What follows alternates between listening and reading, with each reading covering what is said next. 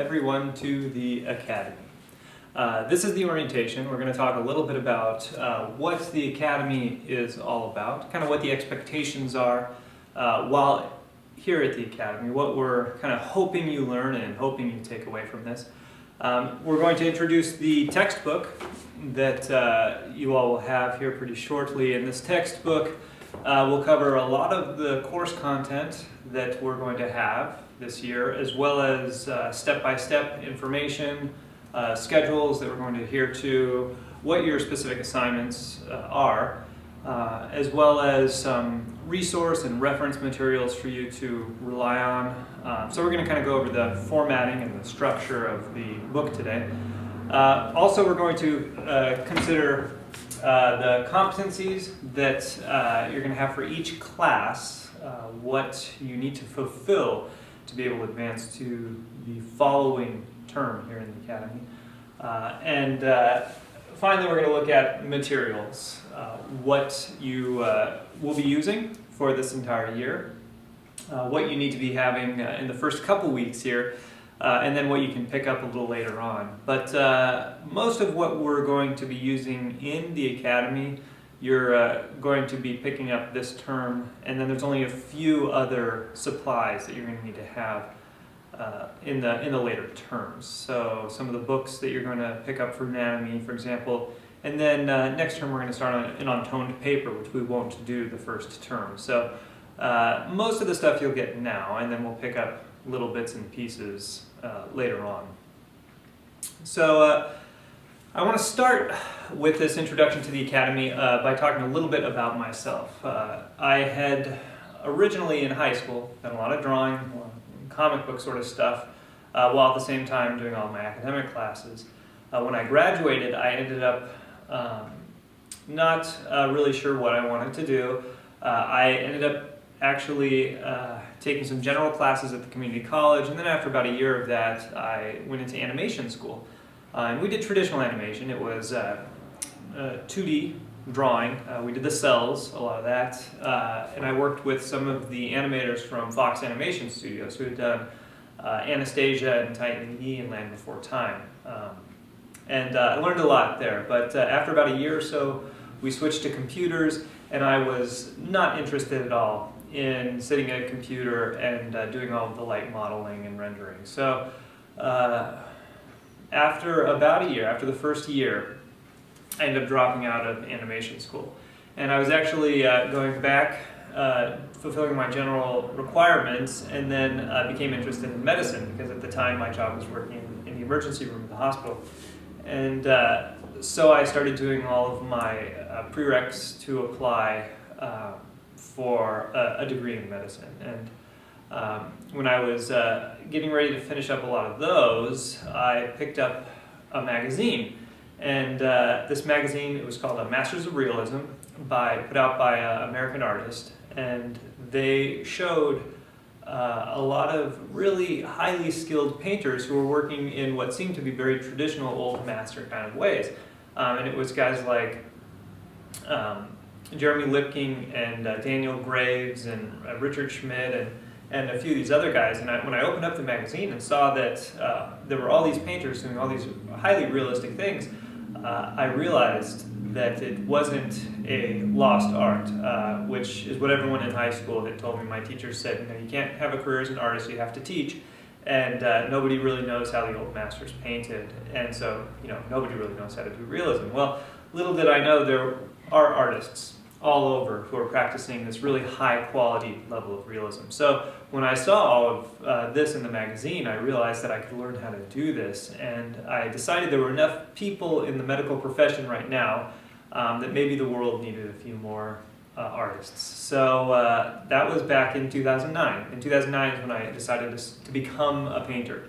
So I was still working at the hospital at the night shift, and I took my first workshop in 2009 here at the Scottsdale Artist School. It was with Jeremy Lipking, and I basically sat next to him, behind him, and watched how he mixed paint, and watched how he applied paint, and started painting in open studios while I was painting at home in my spare time. And I was painting in an open studio when somebody asked me if I knew about the palette and chisel. And I said, "What's the palette and chisel?"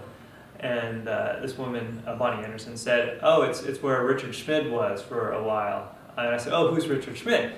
And so she introduced me to a book called Audit Prima that Richard Schmid wrote. And it had one overriding philosophy that really resonated with me at the time. And it was basically, if you could see something and squint and observe it, then you could paint it. All you needed to really know was what you could see and carefully observe. And up to then, I thought it was really all about the step-by-steps and the formulas and the process and understanding the structural foundation of things to build it up. But once I realized that all you had to do was look at something and squint and observe and paint it, it was sort of a very empowering realization for me. So I read the Alla Prima book. I decided to pack my bags and move to Chicago and go to the Palette and Chisel where Richard Schmid had been for quite some time. And I just did open studios. So from fall of 2009 onward, for the next couple of years, I would work at the hospital overnight, and then I would get off at 7 in the morning, and I would take the train down to downtown Chicago at the Palette and Chisel, and I would do open studio until 2 or 3 p.m. And then I would take the train home and sleep for a couple hours, and then get up and go back to the hospital. And I would do that every day. And when I wasn't going down to the Palette and Chisel, I was working in my studio at home painting. And I just painted and painted and painted. And actually, it started to pay off. And I began teaching at the Palette and Chisel. I think in 2011 was my first class at the Palette and Chisel. And I taught drawing back then.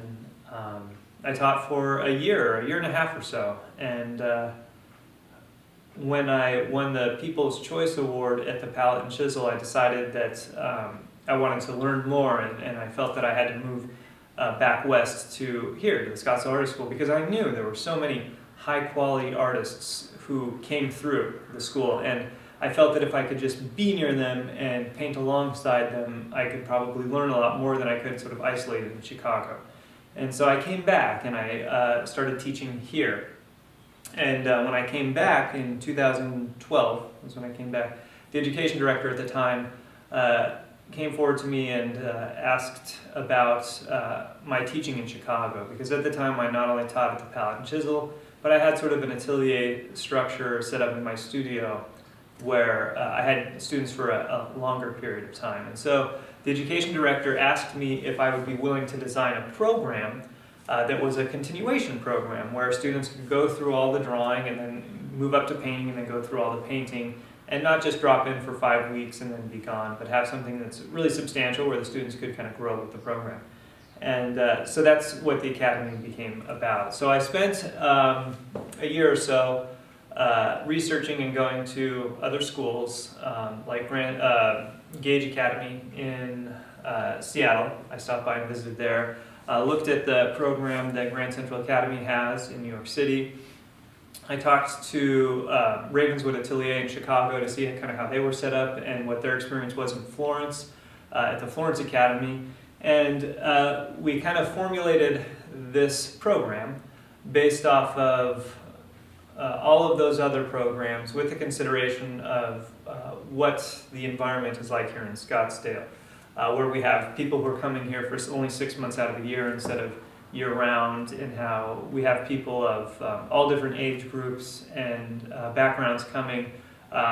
So we try to make it most accessible to everyone, as opposed to just the students who could really give up all the lives they had and move somewhere and commit fully to art. Because while that is, obviously the best choice in becoming an artist, it's not usually a viable option for everybody. We all have to have jobs and a life and support ourselves, and not all of us can work through the night at the night shift at the hospital and then come in and paint all day and keep up that stamina for a long period of time. I was in my mid-20s when I did that. I wasn't even in my 30s or 40s, and so it, that kind of gets tiring after a while. So we wanted to design a program that would not only suit the students, but give them all of the necessary tools and advantages to proceed through all the levels of drawing and painting at the most optimal speed.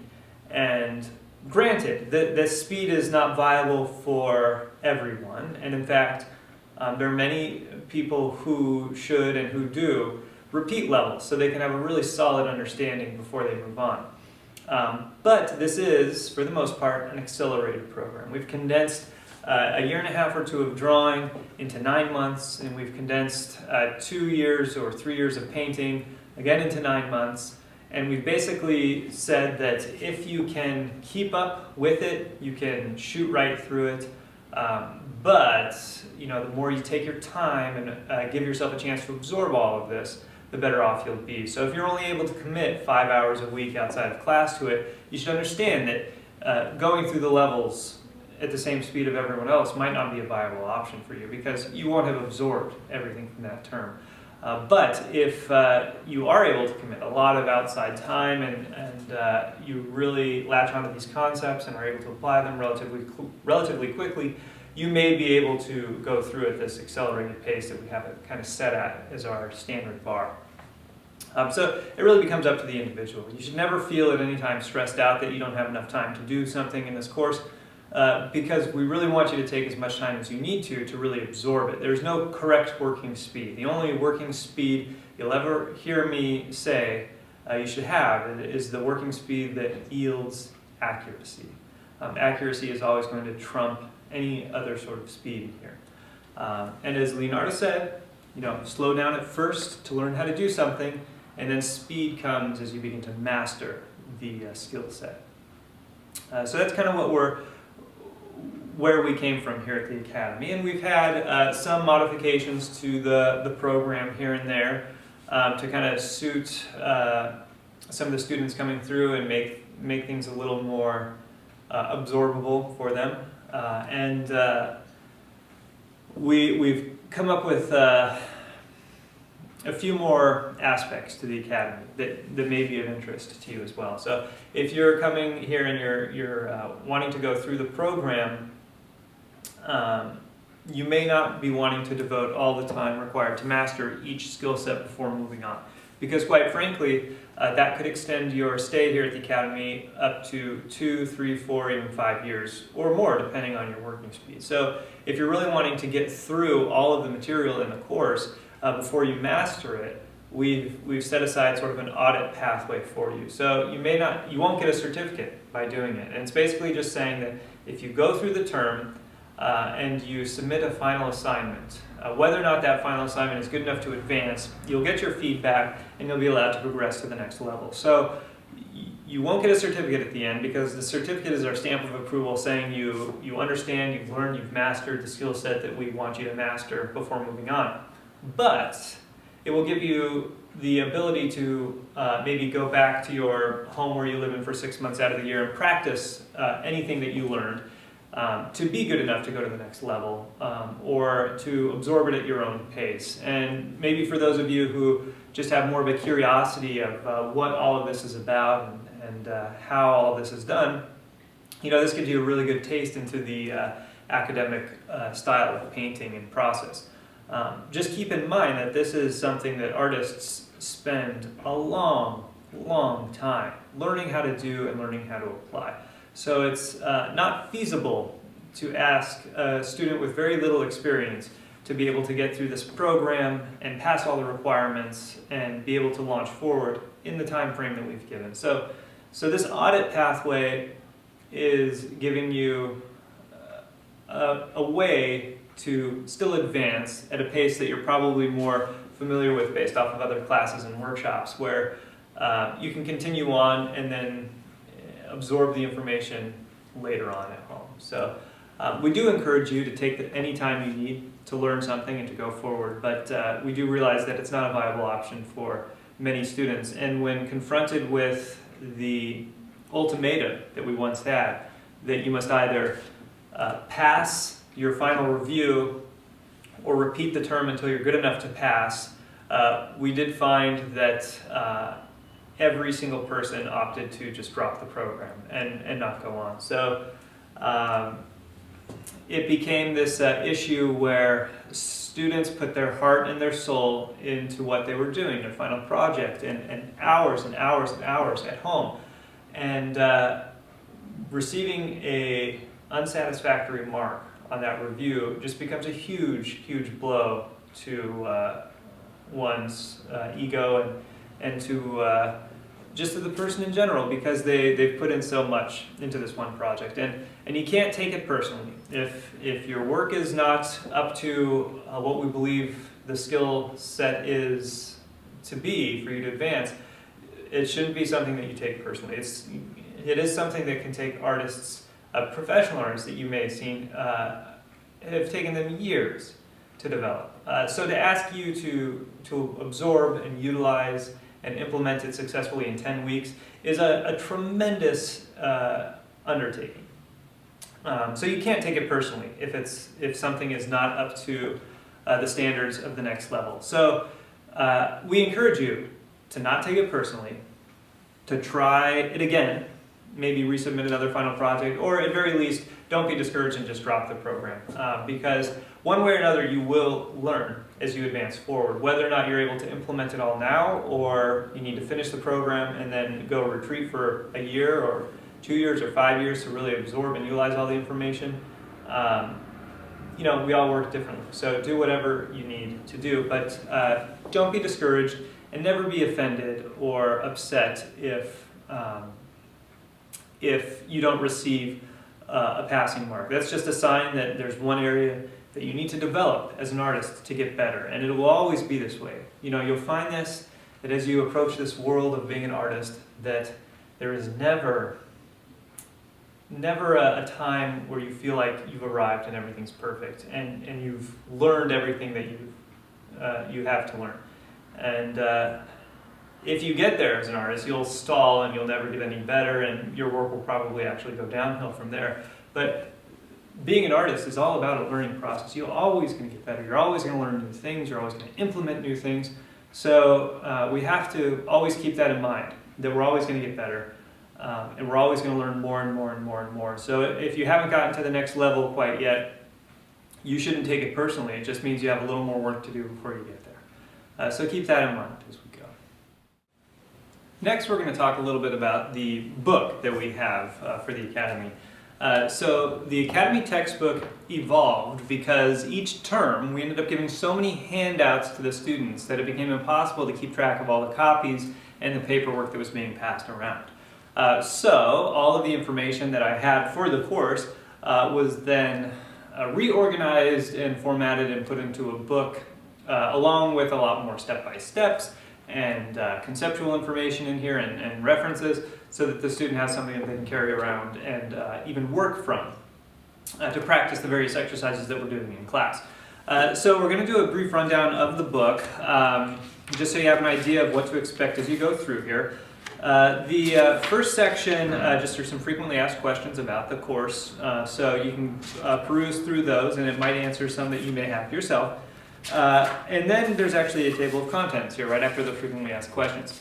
Now, just to let you guys know, the table of contents is labeled with page numbers. However, when this book was sent to the publisher and converted to PDF format, it actually deleted all the page numbers from the book. So if you're going to want to be able to use the table of contents to flip to sections, you will need to number the pages of the book. And then the next edition we get of this out here, we'll be able to hopefully get all the page numbers locked in and fix some of the typos that are actually in the book itself. We also have a textbook for the painting course, where all of the content and formatting is done. We're just waiting for some of the last step-by-steps to add, and then we'll actually be able to get that one to press as well. So after the table of contents here, we actually have the overview of the schedule here and the course competencies, which we'll go over here in just a second, for each class. So each class has specific, objective, measurable goals that you're expected to reach by the end of the 10 weeks to say that you have mastered the content in the course. And these are things that they're not subjective, so we're not going to sit around and say, oh, well, I feel like you could have done a little better here and here. These are all very objective, measurable markers, which is something that we're going to stress a lot throughout this program. Everything we talk about will be measurable, quantitative, so we can actually mark your progress and actually have a very good idea of how you're progressing or not progressing, as opposed to just some sort of vague idea or feeling that you're getting better or not getting better. So we have very clear-cut goals that we expect you to reach. After this first set of the course competencies is a section on the supply list. So this will give you all the supplies for the course. Every once in a while, a new interesting or helpful supply may pop up that may not be on here. So those just kind of get addressed as we go. Oftentimes in the demonstrations, we may have something that's useful that we'll talk about or throw on here. But certainly nothing more than this is required, and in fact we can get away with quite a bit of these miscellaneous supplies without even needing to add those on. So flip through and make sure you have some of the stuff there. After the supply list, we have a weekly schedule list. So this will talk about what you're actually doing in class each week and how much working time you can expect to have if, say, there's a lecture or demonstration. That should help you keep track and make sure you're on target with the progression of the course. Let's see. Here's a weekly schedule for the lecture course. If you're doing this at home, just so you know, right now we do not have the course content for the lecture course available, but I just got the green light to go ahead and write a book for it. So if it doesn't show up as a video, it will show up as another textbook that you can just sort of read along all of the content and have the images associated with it. So we'll try and get that rolled out by the end of the year, hopefully, and if not the end of this year, then sometime early next year we'll have that out for you guys. It's divided by terms. So at the end of this section is the final project you're expected to do for the level 100 class, and that's a bark plate, which we'll talk more about in some of the later videos, and the criteria that we will judge it on for that. Moving on, we have second term, all of this, the same sort of stuff. So there's the course competencies, the supply list, the weekly schedule, etc., etc., etc. Then after that, there's third term. Moving on to the next section is the overviews. The overview section is really important because it's basically everything you would take in notes during the lecture or during the demonstrations. So everything on, for example, shape, value, edge, which will be the first video here. A lot of the really concisely written rundown of what we're looking for with shape and value and edge. And then even beyond that, and this will get really important here, some information on fancy papers, and then the overview of materials. So overview of materials, charcoals, erasers, and then using Willow. This is going to be a big one. Make sure you really pay attention to the using Willow. This is the biggest challenge that people have first coming into the program.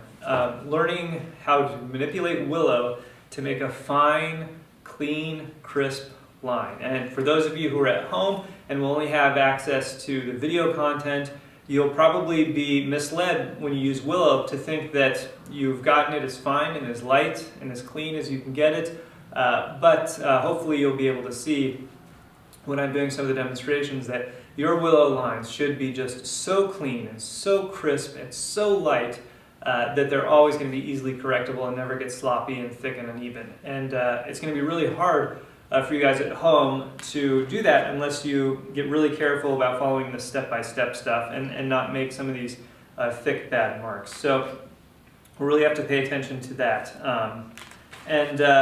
Then the information on site sizing and plums and levels and triangulation. All this writing in here is going to be very, very useful, and hopefully with the content in the book and then the content from the videos that you can go back and watch, it will start to make more and more sense. But these become the foundation for everything we're going to build on top of. So even if you're an all Prima painter or a quick painter, you're still going to need to come back and know how to measure precisely to get a few things, just in the right spot.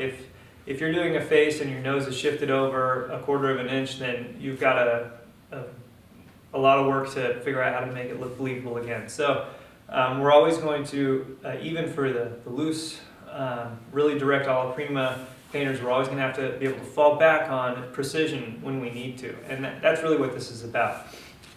There's a lot of step-by-steps in here on how to build up a drawing. The step-by-step for creating the scheme and envelope and shadow mapping and all that stuff that we'll talk about as the term goes on. But the program is situated so that it's highly recommended you follow the process that we're going to give you. However, there are many paths to Rome. You don't always have to start the same way that's recommended in this course. And for many of those of you who have some experience, you may have a preferred way of starting. You just have to make sure that it's a viable way of starting that's not hindering the advancement of your work, as opposed to this method. The method that we present in class is very step-by-step with the idea that you're starting with something so accurate that work you do later will be very precise, and if it's not precise, it will stand out as being very, very incorrect, as opposed to kind of getting everything sort of right and then trying to build it all up together. We're going to start with something extremely correct and then just try to maintain that level of precision as the drawing moves on. So that's kind of the way we work in here, and I understand that's not a way that many people work, and in fact that's not the way that I have worked for many, many years, but there are a lot of variables that can go wrong in other methods. And so if you are having consistent issues with inaccuracy or with any of these other plethora of issues that can arise, you may want to dial it back down and then work back to this method that's presented here in the book. But that's something that you'll be able to learn about yourself as you go along. So we have a lot of overviews of process in here that we're going to need to follow. Stumping, making value scales, and shading and veiling, and all this other stuff that we're going to be using. Even sharpening a pencil is listed on here. It's all presented and all arranged to be chronological to what we're doing in the class at the time. So for example, the overview of using willow is before all of the overviews of veiling, because you're going to use willow for the first 4 or 5 weeks before you even grab a pencil and need to start veiling and shading with the charcoal pencil. So make sure you're accessing all of the information in here in the correct order to not get confused as you go. But constantly refer back to it throughout the program here. A lot of these other step-by-steps in here, for the anatomy drawings, for example, and for the skull drawings, that's all going to apply to second term. And then in the very back of this book here, there's a lot of workbook exercises that you can do in here, these strange little numbers and things like that, and letters. This is going to help you practice plumb lines and help you practice level lines. This series is to help you practice angle transcription and sight size and things like that. So make sure you do a lot of these exercises if you can. Students have found that there's 2 ways to learn how to do all of these measurements and accuracy sort of things. You can either practice it on your drawing and then make a lot of mistakes and have to erase your drawing a lot and correct it a lot and get good at those measurements that way, or you can practice it in here where it's simplified and get really good at it and not mess up your drawing.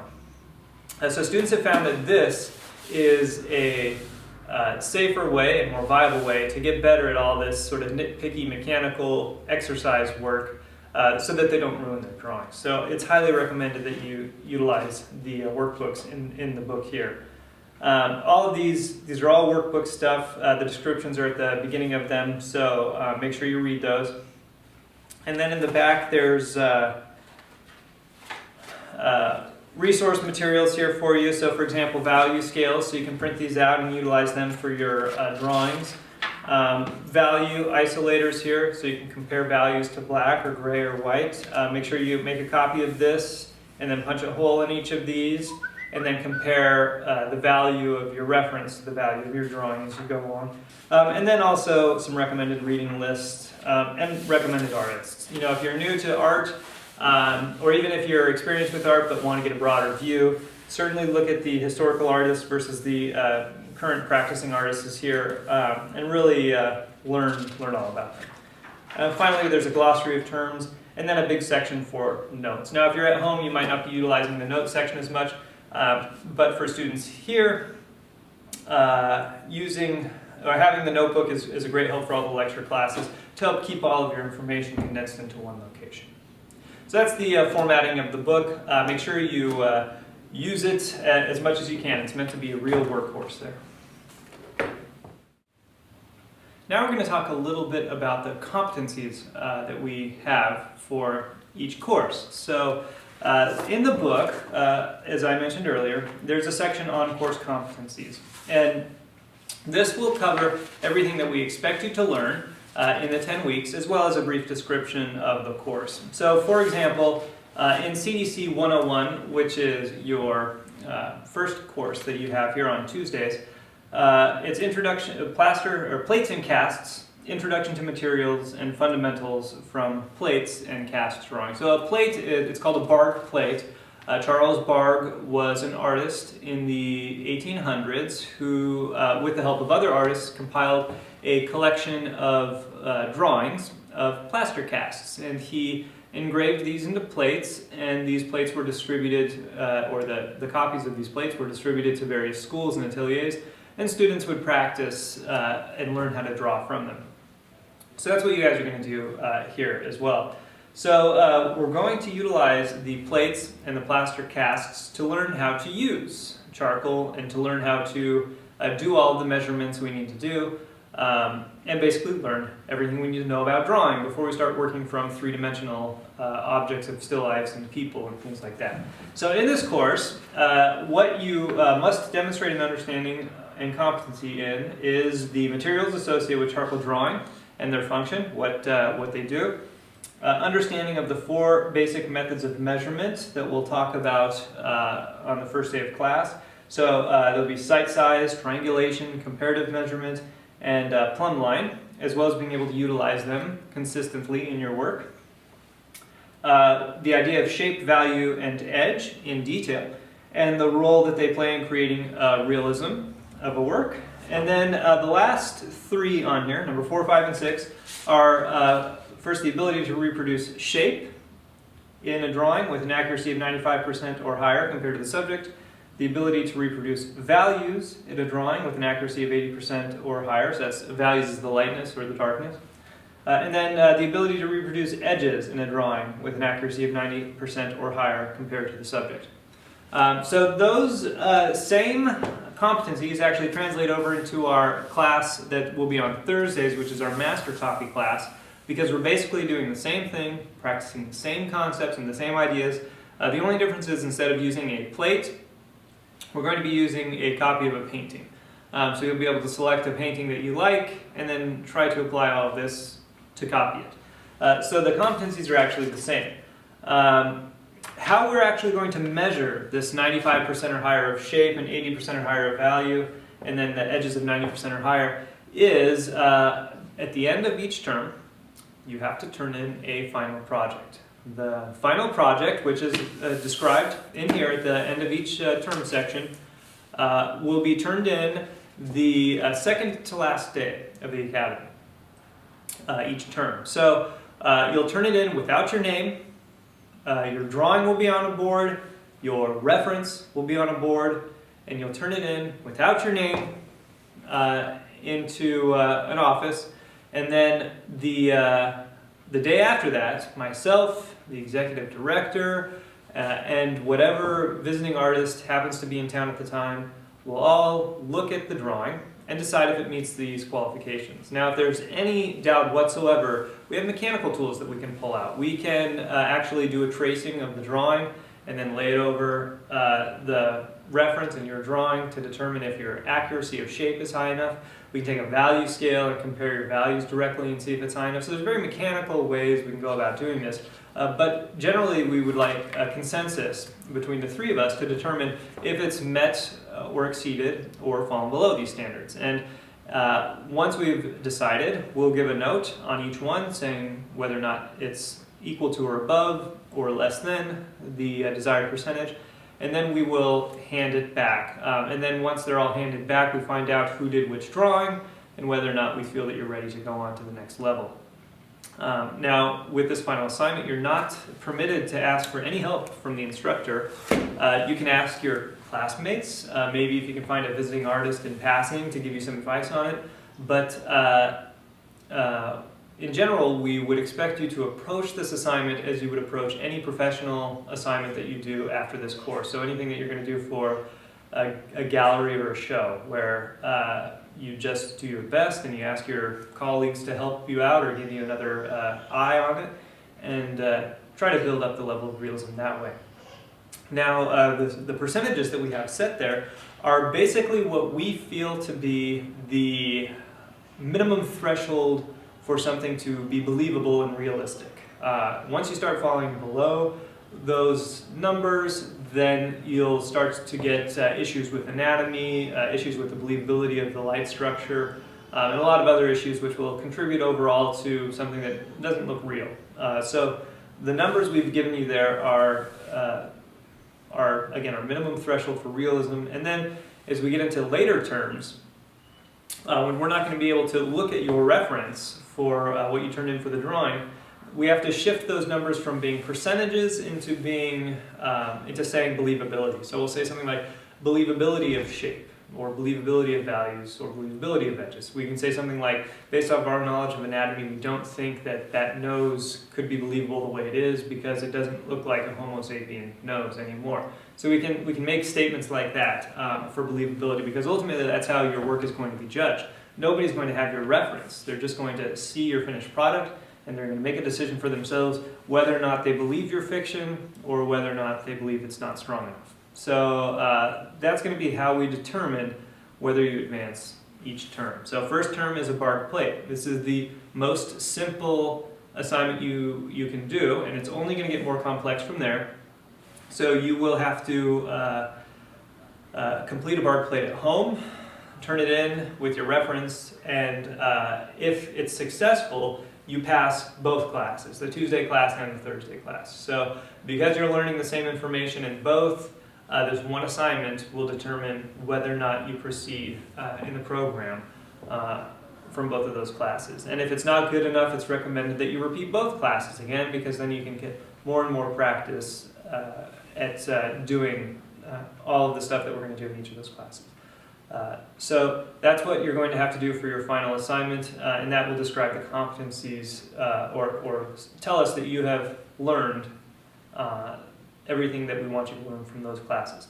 There is a competency section for the lecture course, which is about composition, and that lecture course is a slideshow course. So you will be sitting for 1 hour listening to a lecture while seeing a slideshow, and you'll be taking notes. And then at the end of the course, the very last day, there is a final exam. The final exam you're expected to score 85% or higher on. We feel that 85% means you have enough knowledge to carry on a conversation about composition and know what you're talking about.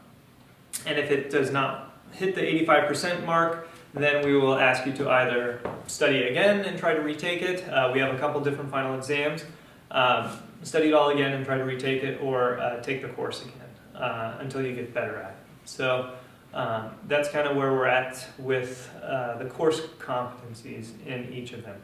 And the Academy, has this really nice advantage where we want you to go through it and we want you to practice and get better and better and better. So if you actually finish your course competencies and they're good enough to advance to the next level, we will actually allow you to come back to the lower levels and work with the new class and keep doing the same projects to get better and better at them. So you may feel that 4 weeks on your cast was not enough time to do a cast. So if you pass the term, you're actually able to later on, when you're taking your second term, come back before your second term class in the morning and then work on maybe an 8-week cast or 10-week cast to really flush it out. As long as there's enough space, we're more than willing to have you come back, because then the new students get to learn a little bit from you on the process and then ask for your feedback, because it's always a little different when you hear it from a beginner. So we do encourage that. There's no charge to get to come back and work again. And then when you get into the later courses and we're working from a model, you may want to take advantage of that as well. Third term we have long pose figure, long pose portrait, and once you pass that and are moving into painting, then you're encouraged to come back and draw with the level 300 drawing students and practice some more portrait and get even better at your own portrait while you sort of give them some advice on their portrait. And again, that's no cost to you. It's sort of built into the program. So we want you to come back and just get better and better and better, because quite frankly, the more drawing you do, the better painting you will do. So those are the course competencies. The last thing we're going to discuss here at orientation is materials. So we're going to do a quick run through. I'm going to show you exactly what I have here for all the materials for the first term. And then it's listed in the book here, all of the materials that you'll need to pick up for this term. The brands, they're pretty much just recommended brands. I will tell you as I go through these, for some of them, why I prefer those particular brands. But again, don't go run out and buy a different brand just because you don't happen to have this specific brand that's here. It's not going to make or break, in most cases, your drawing. So we'll go through and I'll show you at least this collection of materials that I have here. So the first thing listed is the sketch pad. Smooth texture, 60 pounds or heavier, 14 by 17 or larger. So I like the Strathmore Pad Series 400 sketch paper. It actually comes in several different colors. I believe it's yellow, it's green, blue, and I think brown for their sketch paper. And that just refers to whether or not it's, how much recycled material is in it. So I think the brown is all new, green has recycled, and then blue is produced with wind power. So other than that, the paper is all the same. You won't notice any working differences. One of the reasons, let me say first, why I recommend the Strathmore sketch paper as opposed to the Strathmore drawing paper. First of all, the sketch paper, you get quite a bit more sheets in for the price, and this is for the most part not anything we're going to develop long-term drawings on, so there's no need for the super good drawing paper. Secondly, the drawing paper that Strathmore has here in the 400 series is tinted a little bit. It's not pure white, so I've seen students struggle trying to get their correct values because they're dealing with a tinted paper that's off-white. Or more off-white than the sketch paper is here. So again, I recommend this particular brand. You can choose any brand you want, just make sure it's sufficiently smooth and not super rough, and also is fairly white. I do like the Strathmore over brands like Canson just because also the weight of the paper is 60 pounds as opposed to 50 pounds.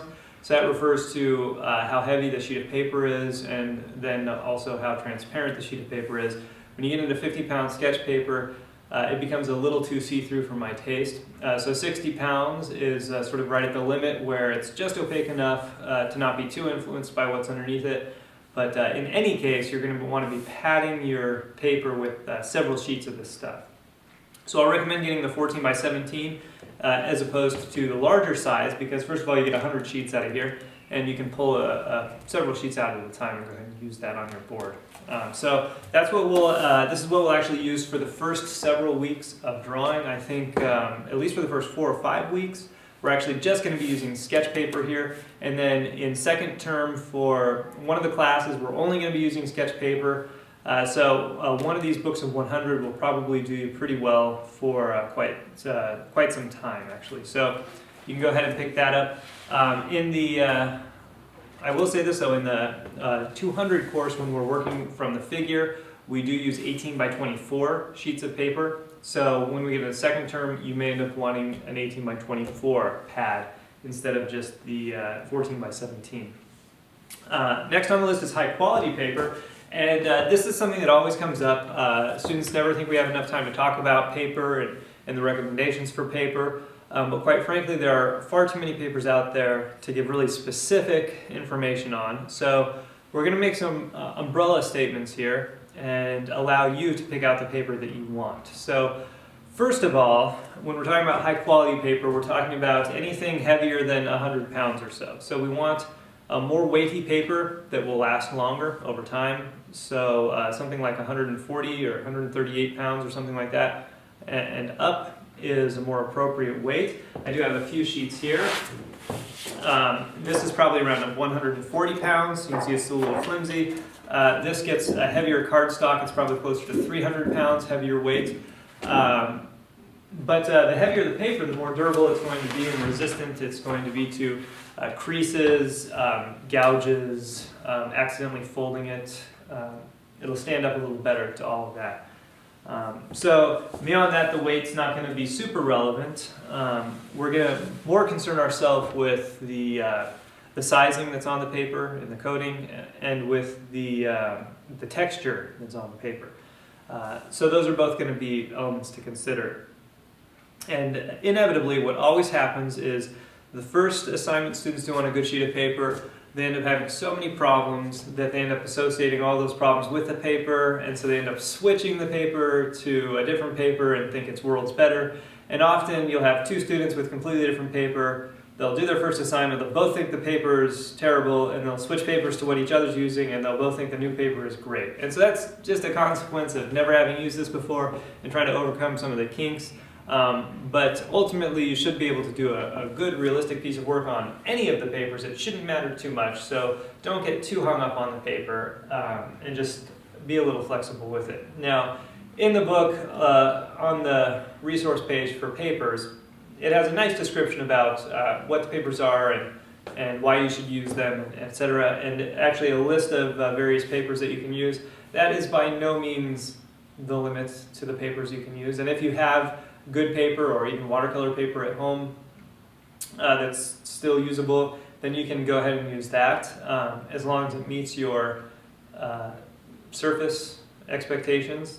No need to go out and buy brand new paper. And you can spend anywhere between $1 or a couple dollars for a sheet and $10 for a sheet of paper. So it really just depends on whatever it is you're wanting to use it for. So that said, we can talk a little bit about the texture on the paper. So some papers are relatively smooth, without any texture at all. Some papers are more laid, meaning they have more actual print on them to mimic canvas or some sort of texture. The ones with more texture on them are, quite frankly, better at holding charcoal.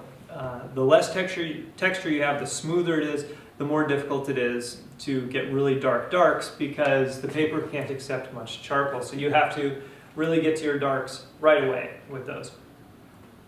So that being said, if you're doing, say, a drawing or master copy in which a large portion of it is really, really dark, then you should opt generally for a more textured paper that can hold more charcoal. If you work on something like a bristle board, which is super, super smooth, and you're trying to get a lot of dark charcoal built up on there, it's going to be very difficult, if not impossible. So keep that in mind, the darkness or lightness of your reference when selecting a paper.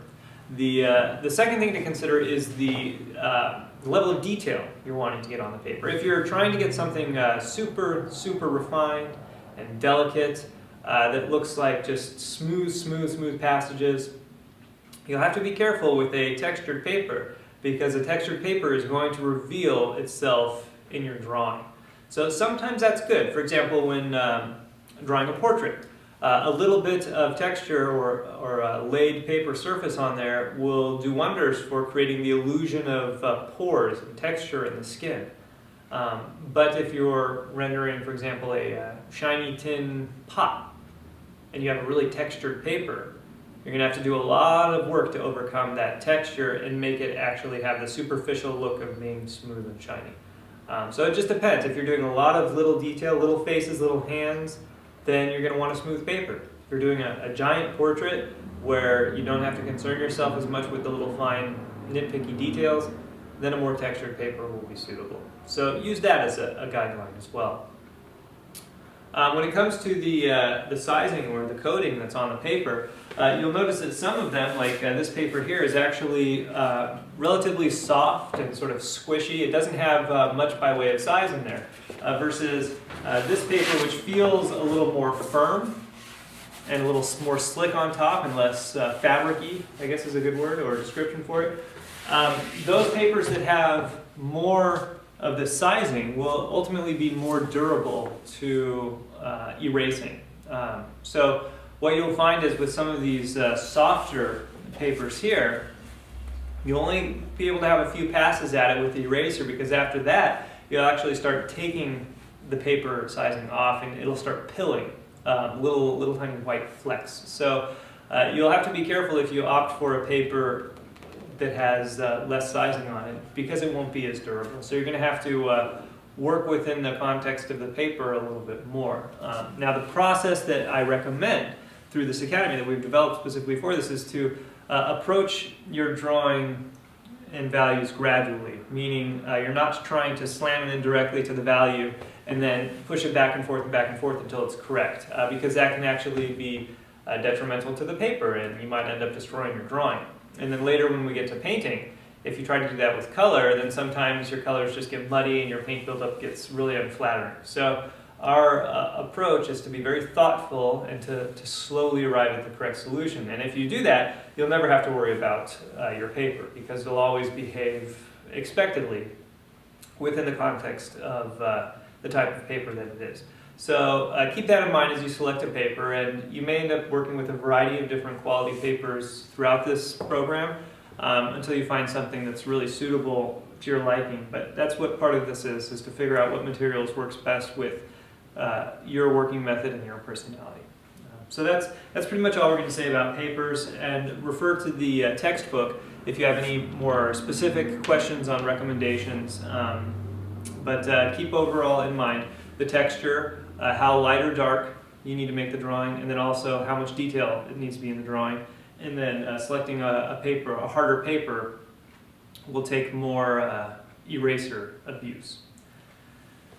The next thing on the supplies is the willow charcoal. So I've got a box here. This is some General's willow. It comes in a variety of sizes. These are all for the most part relatively small in here. The small ones will do well for you early on, especially since we're trying to draw smaller lines. It really doesn't matter. You can draw a small line with a fatter stick of willow, but most students find it easier initially to begin working with something a little thinner. And then as we get to the later levels of the program, where you need to actually fill in large quantities of shapes with willow, you may want to have a slightly thicker willow to help do the job of those big areas. So a variety of sizes will do nicely, and you can get it for relatively inexpensive, depending on which brand you select. Next we have charcoal pencils. Charcoal pencils are compressed charcoal in wood form. So the difference between willow charcoal and charcoal pencils: willow is actually the branch of a willow tree that has been baked or cooked to a certain amount of a certain length of time to make it either soft or medium or hard, but it's all relatively black. It's very similar, in fact, to vine charcoal. If you've ever heard of vine charcoal, vine comes from a grapevine plant. And it's the same process. It's baked to a certain amount to create the hardness or softness of it. So really the only difference between willow and vine is the fact that willow is a little blacker, vine is a little grayer. Now depending on the quality of the willow, it can be very smooth all the way through, or it can be grainy and have little knots. Now those knots are just from the actual tree, the source itself, whatever wood they had. If it was good wood, not a lot of knots, then you'll have nice, clean, easy to work with willow. If it's from a cheaper source where there's lots of knots in there, then you may have some areas where it scratches because of the knot. So in those cases you'll have to snap off the willow, get rid of that knot, and just go back to the nice smooth willow. The charcoal pencils, however, are actually compressed charcoal. So this is charcoal that has a binder in it. So they didn't just burn a plant. They burned it, and then they added a binder, either wax or clay, depending on the company, and then they either put it into a stick form or they encased it in wood. In this case, General's uses a clay binder instead of a wax binder, so it has more of an earthy dirt feel to it instead of a waxy feel to it. And the blackness is set between all the charcoal. So it's actually the same amount of darkness for each pencil.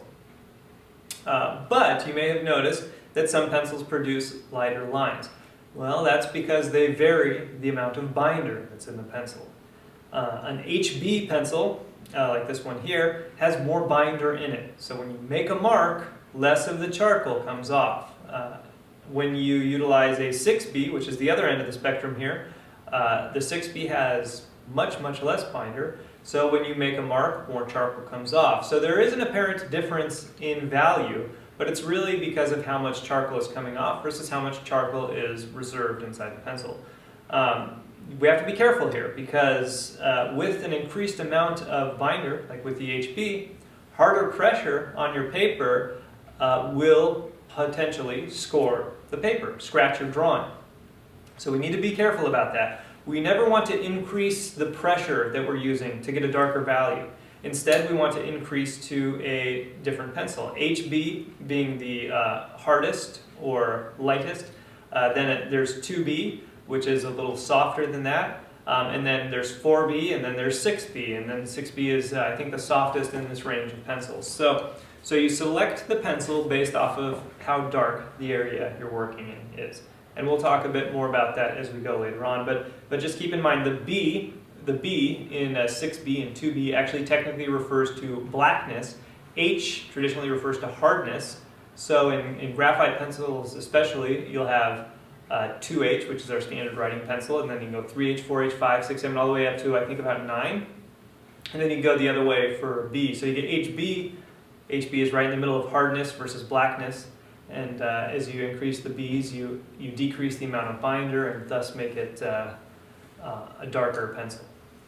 So those are the pencils. We'll be working with those starting, I think, in about week 5 or 6. Next we have the kneaded eraser. A kneaded eraser is somewhat self-cleaning. You just have to frequently knead it and it'll get cleaner and cleaner as you go. So we'll use this for the first few weeks solely. You'll get some demonstrations on how to utilize it as we go. After that, we have the white click eraser. This can be picked up in just about any office supply store. And we'll use this very similar to how we use a pencil, except instead of a pencil is used to create dark values, we'll use this in subtle modulations to alter our light value ranges. So we're not going to think of it as much as a correctional tool, so much as we would a shape-making tool. We also have blending stumps we'll use.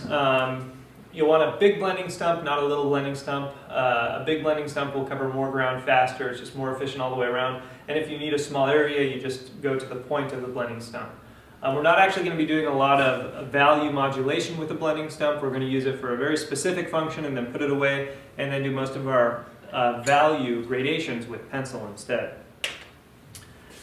The last thing on here would be compressed charcoal. I recommend Pitt is a brand, P-I-T-T. And they sell it at a few art supply stores. Pitt is the darkest charcoal, compressed charcoal that we found. So you'll notice that the generalist pencils, they do go dark, but they don't go quite black. And so the Pitt compressed charcoal will get us to that extra range of black. And we'll use it just for our final accents in certain areas. We'll also see on the drawing supplies the markers. So we're wanting a large chisel-shaped marker here, and we'll do this for our composition sketches in the lecture course, which we'll explain how to do a little bit later. And this large chisel-shaped marker should be a mid-value gray. So whatever right in the middle of their scale is at the art supply store. And then a black pointed marker, something like a Sharpie fine point marker, will do nicely as well. The miscellaneous supplies. We're going to have a drawing board first of all. So any standard drawing board will work. This is a common size. I think it's around 22 by 28 inches if I'm not mistaken, give or take. And we'll have 2 clamps at the top. So you'll need 2 of these. You'll want one for your Tuesday project of bark plates, and then one for your Thursday project of master copies. And then you may end up wanting to pick one up at home to use for your final project as well. Going right along, we have artist tape. You may or may not use this, depending on if you have enough clips to put up your bark plate next to your drawing. But we'll use this to suspend our drawing or our reference. Thread, I don't have any thread here, but we'll explain that a little later. A thread would be used to create a plumb line over our reference. So we would tape it over our master copy, just a nice vertical line that we could use to measure off of. so that we don't have to actually draw a line on our nice posters.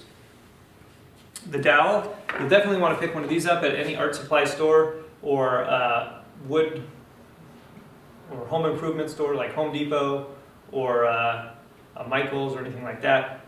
They come in various thicknesses, so get whatever feels good in your hand. We're going to use this for all of our measuring.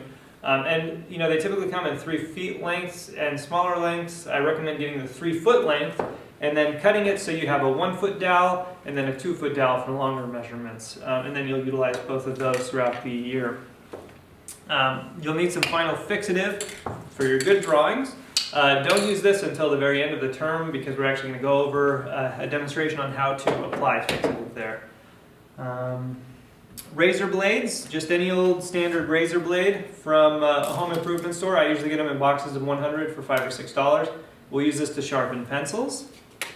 And then a sanding block also we'll use to sharpen pencils as well while we're working to save some time.